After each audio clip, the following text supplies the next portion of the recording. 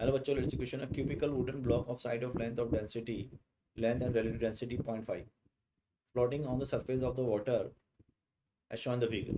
A string attached by the pulley as shown in the figure.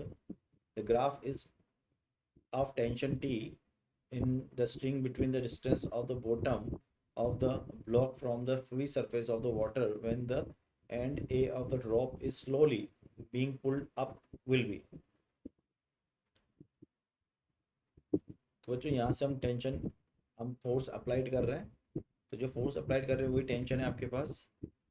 तो यहाँ अगर मैं की कॉन्सेप्ट लिखता हूँ तो की कॉन्सेप्ट हो जाएगा आपका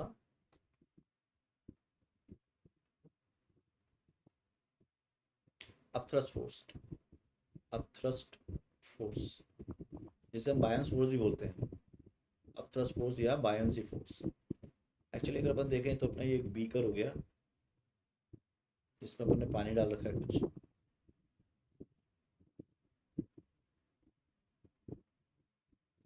यहाँ पे पुली है अपने पास,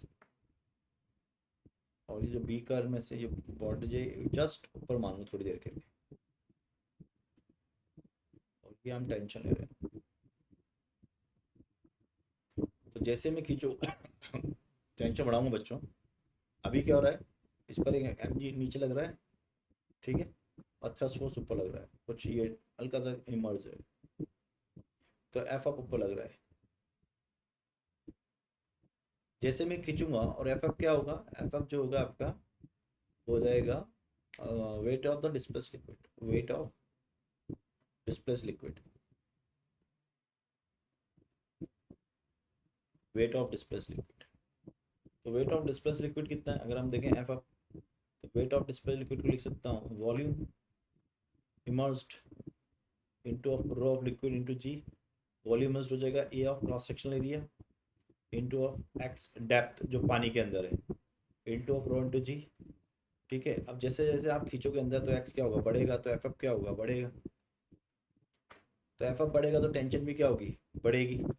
क्योंकि अगर आप यहाँ से इक्विलिब्रियम देखो तो लॉ ऑफ इक्विलिब्रियम क्या कहता है, अगर आप देखोगे यहाँ पे तो टेंशन कैसे लगेगा, इस पे नीचे, एफ अप ऊपर एम जी नीचे। तो लॉ ऑफ इक्विलिब्रियम कहती है T plus M G is equal to what, F up. तो T is equal to F up minus M G.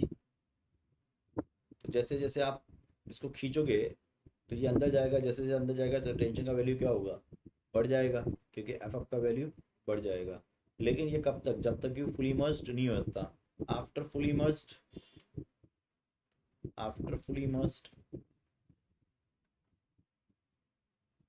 तो टेंशन हो जाएगी, वो हो जाएगी आपकी M G one minus rho by sigma.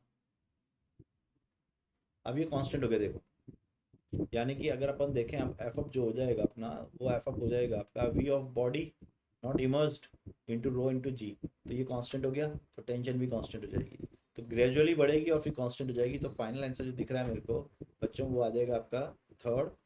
तो final answer of the question is third and second, and I hope you understood it. Best of luck.